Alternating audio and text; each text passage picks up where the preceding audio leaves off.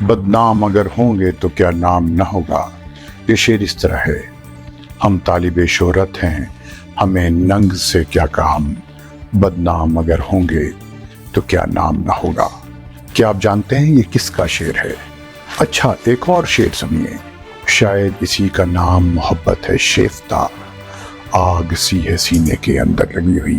اب تو سمجھ میں آ گیا ہوگا کہ شاعر کون ہے۔ یہ اشعار شاید آپ میں سے بہتوں کو یاد بھی ہوں گے اور روزمرہ کے استعمال میں بھی۔ یہ اشعار ہیں مرزا غالب کے بہت ہی عزیز دوست شیفتہ کے، یعنی نواب مصطفیٰ خان شیفتہ۔ وہ آج سے 200 سال پہلے پیدا ہوئے، اپنی آنکھوں سے مغلیہ سلطنت کا ٹمٹماتا ہوا چراغ دیکھا، غالب ان سے اور وہ غالب سے دوستی کا دم بھرتے رہے۔ شیفتہ جہانگیر آباد کے جاگیردار اور رئیس تھے، جنہوں نے اردو اور فارسی زبانوں میں شاعری کی اور تھوڑا اردو کرٹیسزم میں بھی نام کمایا۔ نواب مصطفیٰ خان نام تھا اور شیفتہ ان کا اردو تخلص یا قلمی نام۔ انہوں نے اپنی فارسی تحریروں کے لیے حسرتی کا نام استعمال کیا۔ دہلی میں پیدا ہوئے، ان کا تعلق بنگش ہندوستانی پٹھانوں کے ایک ممتاز زمیندار خاندان سے تھا۔ ان کے رشتہ داروں میں فرخ آباد کے نواب اور بربستی کے باغی ولی داد خان شامل تھے۔ ان کے سسر مشہور جنرل اسماعیل بیگ ہمدانی تھے۔ ان کی جاگیروں میں گڑگاؤں میں پلول کی جاگیر اور میرٹھ میں جہانگیر آباد شامل تھے۔ انہوں نے کم عمری سے ہی شاعری شروع کر دی تھی اور آخرکار غالب، ذوق اور مومن کی صف میں ہو گئے تھے۔ وہ خاص طور پر غالب کے قریب تھے اور ایک دوست اور سرپرست کے طور پر ان کے ساتھ کھڑے رہے۔ ضرورت کے وقت ان کی مدد کرتے تھے اور جب وہ حکام کے ساتھ مشکل میں ہوتے تھے تو جیل میں ان سے ملاقات کرتے تھے۔ ان کا گھر مشاعروں کے مقام اور شاعرانہ سرگرمیوں اور سرپرستی کے مرکز کے طور پر مشہور تھا۔ 1809 میں پیدا ہونے والے شیفتہ مرزا غالب کے گہرے دوست تھے اور انہوں نے ہی الطاف حسین حالی کو غالب سے ملوایا تھا۔ 1857 کی بغاوت کے بعد باغی شیفتہ کو انگریزوں نے باغیوں کے ساتھ ملوث ہونے کے شبہے میں گرفتار کر لیا۔ بہادر شاہ ظفر سے ان کے قریبی تعلقات اور ولی داد خان اور اسماعیل بیگ سے تعلقات کی وجہ سے انہیں 7 سال قید کی سزا سنائی گئی اور ان کی جائیدادیں ضبط کر لی گئیں، جن میں سے صرف آدھی بعد میں اپیل پر بحال کر دی گئیں۔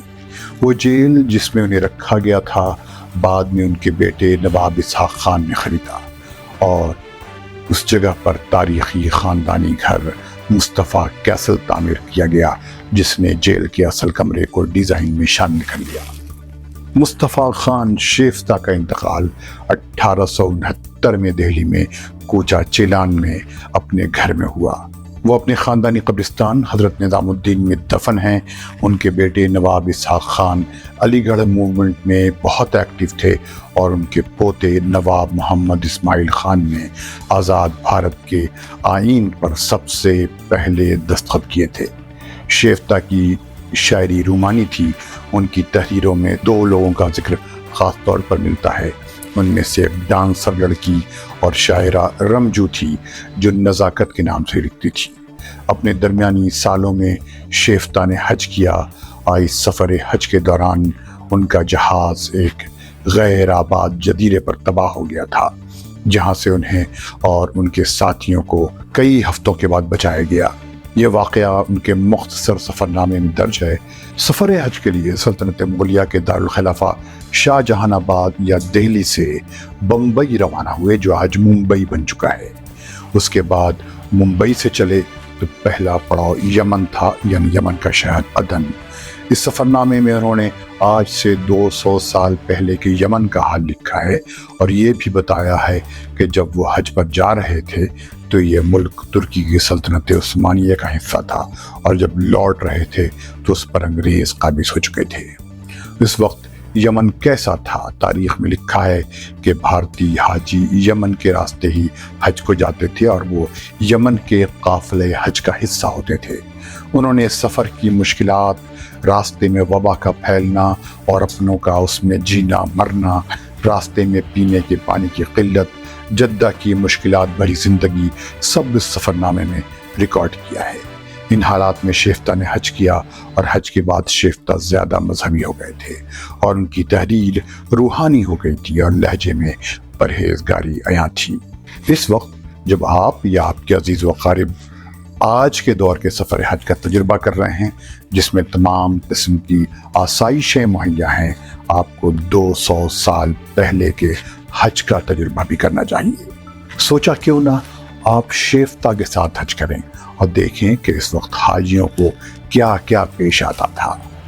شیفتہ نے اپنی والدہ یعنی ماں اور نانی کے ساتھ حج کا سفر کیا، لیکن اس سفر نامے میں جیسا کہ میں نے بتایا، ایک طرف جہاں اس دور کے مکہ، مدینہ، طائف، جدہ اور یمن کے حالات، کلچر، پالیٹکس اور سوسائٹی سے آگاہی ہوتی ہے، وہیں دوسری جانب یہ کہانی کسی ایڈونچر کی مانند ہے، کیونکہ راستے میں شیفتہ کا جہاز سمندر میں ڈوب گیا تھا اور انہیں ایک بے آب و گیا اور گمنام جزیرے میں پناہ لینی پڑی تھی۔ اس زمانے میں سفر میں مہینوں بلکہ سالوں لگ جاتے تھے۔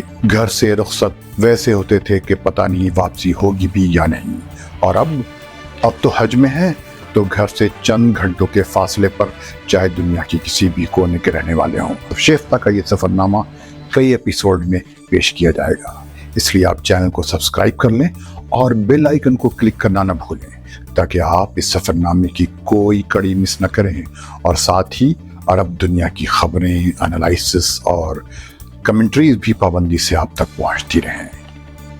خدا حافظ۔